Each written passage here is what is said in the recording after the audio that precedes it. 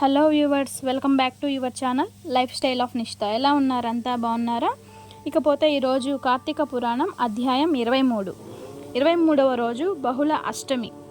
అష్టలక్ష్మి దేవాలయాన్ని దర్శించాలి. పసుపు, కుంకుమాలు, పువ్వులు, మంగళప్రదమైన వస్తువులను దానం చేయాలి. పుల్లని వస్తువులు, ఉసిరి, తులసి తినకూడదు. ఆరోగ్యంతో పాటు ఐశ్వర్యం కూడా లభించును. 23వ రోజు చేయవలసినటువంటి పారాయణం. పురంజయుడుకు ముక్తి పొందుట. అగస్త్యుడు మరలా అత్రి మహర్షిని చూసి, ఓ మహానుభావ, విజయము పొందిన పురంజయుడు తర్వాత ఏ విధంగా ఉన్నాడో వివరింపమని అడగగా, అత్రి మహాముని చిరునవ్వులతో ఇలా చెప్పాడు. పురంజయుడు కార్తీక వ్రత ప్రభావం వల్ల గొప్ప బలం పొందినవాడై అగ్నిశేషము, శత్రుశేషము ఉండకూడదని తెలిసి తనపై యుద్ధానికి దిగిన శత్రువులను అందరినీ ఓడించి నిరాడంబరముగా తన రాజ్యమును పరిపాలించుచుండెను. విష్ణు భక్తి ప్రభావము వలన గొప్ప పరాక్రమవంతునిగా, సత్యదీక్ష తత్పరుడుగా, నిత్యాన్నదానగా, భక్తప్రియవాదిగా, తేజోవంతునిగా, దుష్ట శిక్షునికి గొప్ప దాతగా, పెద్దల ఎడల వినయంతో తన ప్రజలను కన్నబిడ్డ వలె పరిపాలించెను. శత్రువులకు సింహస్వప్నమై విష్ణు సేవాంధరుడై కార్తీక వ్రత ప్రభావముతో కోటికి పడగెత్తి అరిషడ్వములను కూడా జయించాడు.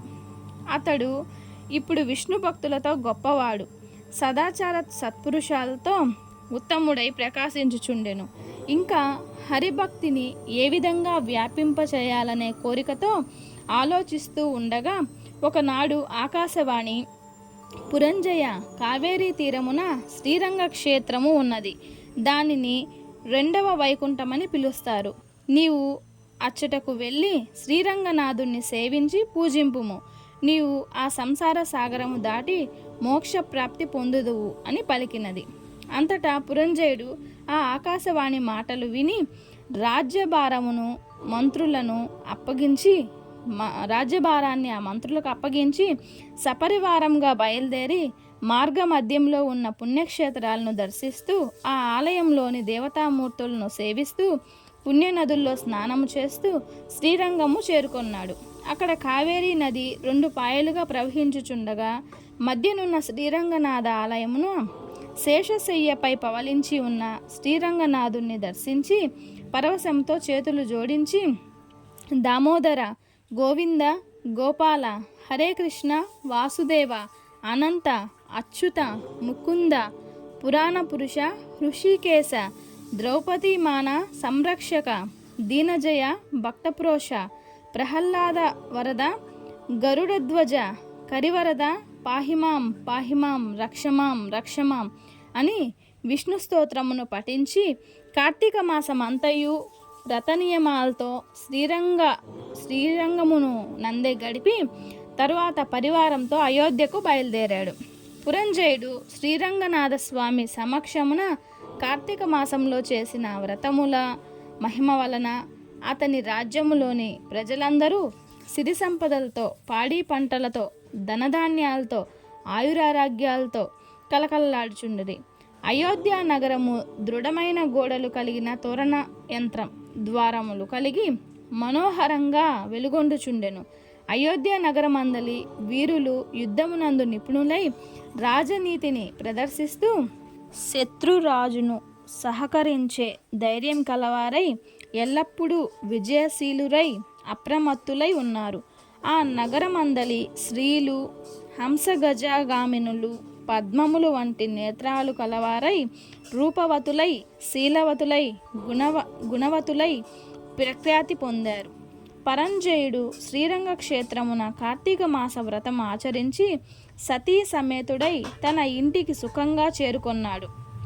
పురంజయుని రాక విని పురంజయులు మంగళ వాయిద్యాలతో పుష్పవర్షాలు కురిపించారు. ఎదురు రాగా నగర ప్రదక్షిణ చేసి పురంజయుడు అంతఃపురమునకు ప్రవేశించాడు. ఆ తరువాత అతడు ధర్మమును అవలంబించి దైవభక్తి పరాయుడై రాజ్యపాలన చేయుచు కొంతకాలం గడిపి వృద్ధాప్యము వచ్చుటచే ఐహిక వాంఛలను వదిలి తన కుమారునికి రాజ్యభారము అప్పగించి పట్టాభిషికుణ్ణి చేసి తాను వానప్రస్థాశ్రమున స్వీకరించి అరణ్యమునకు వెళ్ళాడు. అతడు ఆ వానప్రస్థానాశ్రమునందు కూడా ప్రతి సంవత్సరం వివిధ విధాలుగా కార్తీక వ్రతాలు చేయుచు క్రమక్రమంగా శరీరము క్షీణించుటచే అంతిమ దశలో వైకుంఠమునకు వెళ్ళాడు. కావున ఓ అగస్త్య, కార్తీక వ్రతము అత్యంత ఫలప్రదమైనది, మహత్యము కలది. దానిని ప్రతివారు ఆచరించవలెను. ఈ కథ చదివిన వారికి విన్నవారికి కూడా వైకుంఠ ప్రాప్తి కలుగుతుంది. స్కంద పురాణంలో వశిష్ఠ ప్రోక్త కార్తీక మహత్య మండలి త్రయోవింశోధ్యాయం అంటే 23వ రోజు పారాయణం పూర్తి అయినది. చూసారు కదండి, నేను మీకు ప్రతి వీడియోలో చెప్తూ ఉన్నాను కార్తీక పురాణం చదివే వాళ్ళకి ఎంత పుణ్యమో వినే వాళ్ళకు కూడా అంతే పుణ్యమని. ఈ కథలో కూడా అదే చెప్పబడింది.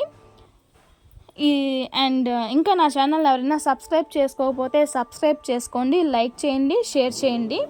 ఈ పరమేశ్వరుని యొక్క కరుణా కటాక్షాలు మన మీద ఎల్లవేళలా ఉండాలని మనస్ఫూర్తిగా కోరుకుంటున్నాను.